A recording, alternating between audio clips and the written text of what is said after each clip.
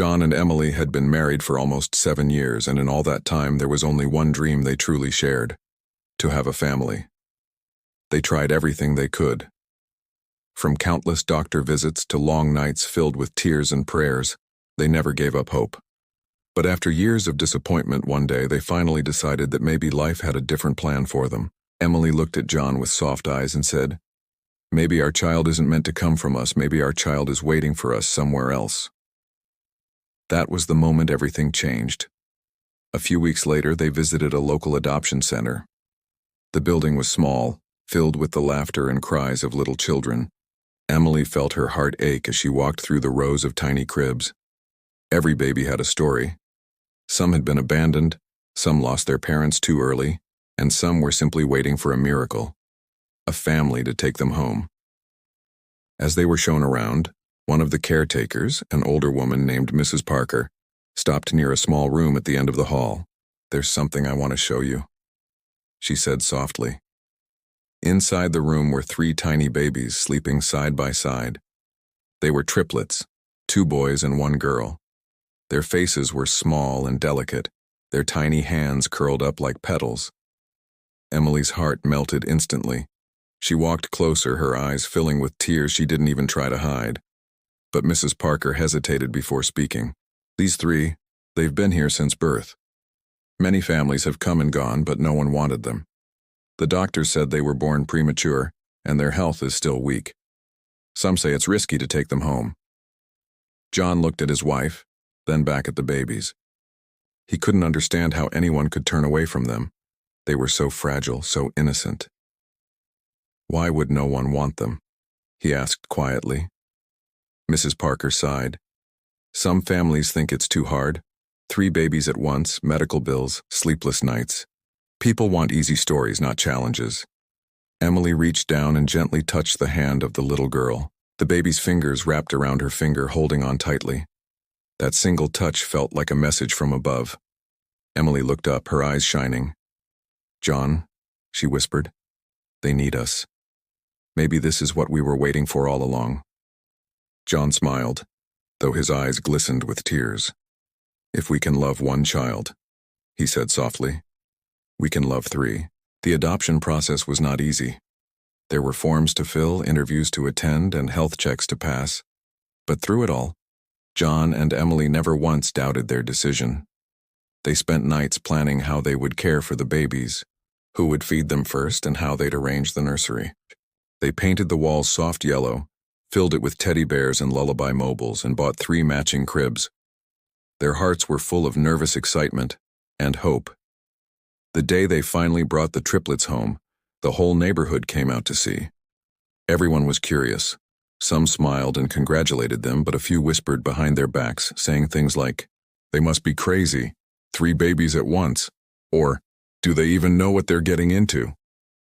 John and Emily didn't care. They had made their choice out of love, not convenience. As they placed the babies gently into their new cribs, Emily couldn't stop staring at them.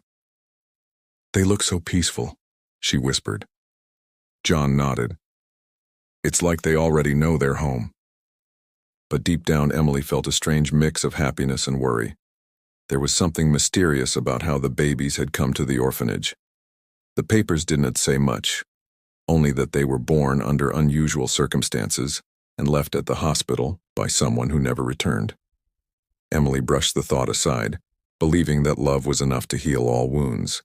That night, as she rocked the smallest baby to sleep, she felt something shift in the air, a quiet stillness, almost like the calm before a storm.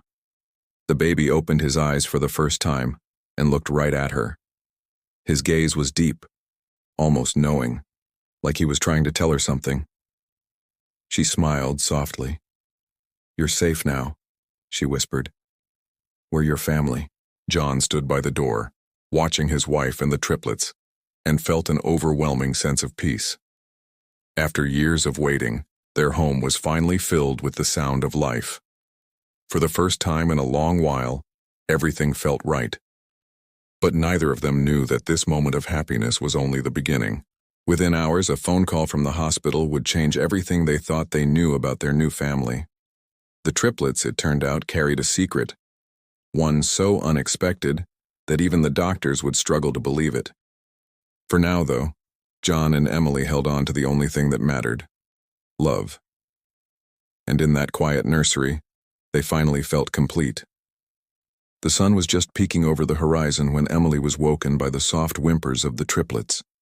The house was still, save for the gentle ticking of the clock. It had only been a few hours since they brought the babies home, but their lives already felt completely transformed, as if they had taken a turn toward something extraordinary. John was still fast asleep on the couch, completely wiped out from staying up half the night helping with feedings. Emily smiled at him before turning her attention back to the babies. As she lifted one of the little boys to feed him, she noticed something she hadn't seen before: a faint circular mark just below his shoulder. It wasn't a rash or a bruise. It looked almost like a birthmark, but it was perfectly shaped like a small symbol. At first, she dismissed it. Babies often have birthmarks, right? But then she checked the second boy, and she froze. The same mark, in the exact same spot. Her heart began to pound. She quickly laid them side by side and pulled the little girl's blanket down. And there it was again. That same mysterious mark. Emily frowned, gently tracing the faint outline with her finger. "That's strange," she whispered. Just then, John stirred. Seeing the worried look on her face, he asked, "What's wrong?" Emily hesitated, then pointed. "Look, John. They all have this." The same one. John squinted at the tiny symbols and shook his head. Maybe it's just a coincidence? But even he didn't sound convinced. "Still," he added, "we should have the doctor check it out just to be safe." Later that morning, they bundled up the triplets and drove to the hospital for what was supposed to be a routine checkup, but now felt much more urgent. The pediatrician, Dr. Allen, was a kind man with silver hair and calm eyes. He greeted them warmly, but as soon as he saw the marks, his expression changed. He leaned in, examining each baby carefully. Then he stood still for a long moment, lost in thought. "Have you been told anything unusual about their medical history?" he asked slowly. Emily and John exchanged nervous glances. "No," Emily replied. "The orphanage didn't have much information. They just said the babies were found at the hospital, and their mother never came back." Dr. Allen frowned slightly and excused himself to make a few calls. The couple sat in tense silence, clutching each other's hands as the babies slept peacefully in their carriers. When the doctor finally returned, his face was pale. "Mr. and Mrs. Wilson," he said gently, "I need to run a few tests. There's something strange here. Those marks are not natural birthmarks. They're identifiers." "Identifiers?" John repeated. "What do you mean?" The doctor sighed. "They look like coded imprints, patterns we've seen before in genetic tracking systems." Emily's heart sank. "Are you saying someone did this to them?" Dr. Allen avoided a direct answer. "Let's not jump to conclusions. Please, allow me to take some blood samples. I need to contact the genetic research lab. We have to know exactly what we're dealing with." Hours felt like days as they waited. The sterile hospital smell filled the air and Emily could barely breathe. By late afternoon, Dr. Allen returned, holding a folder, his hands trembling slightly. "I don't know how to tell you this," he began. "These babies, they are genetically identical in ways that defy normal biology. Even triplets have minor differences in their DNA, but these three are a perfect genetic match, down to every single code." Emily stared at him in disbelief. "That's impossible." He nodded slowly. "It should be. But there's more. Their genetic markers match a case from years ago, one involving experimental research on cloning and genetic modification. The project was shut down after several ethical violations, and the infants from those trials were reported missing." John felt a chill crawl down his spine. "Are you saying these babies—" "I can't be certain," Dr. Allen interrupted softly, "but it looks like they might be the missing infants from that experiment.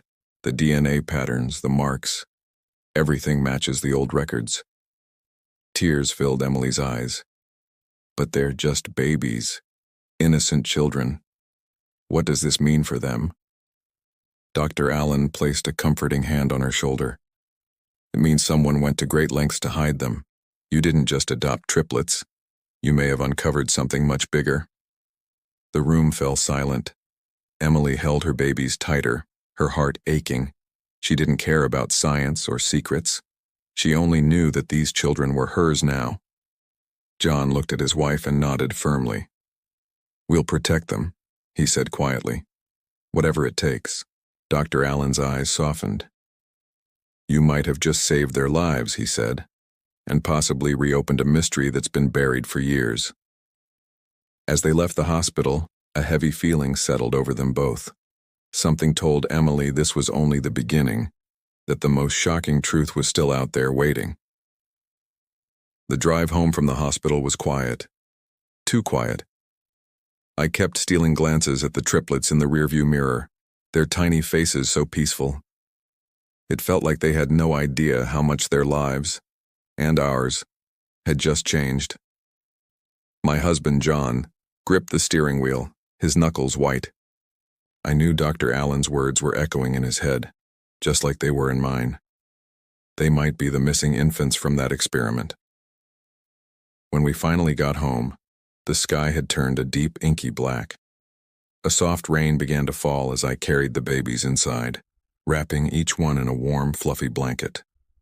For what felt like hours, I just sat there, holding them close.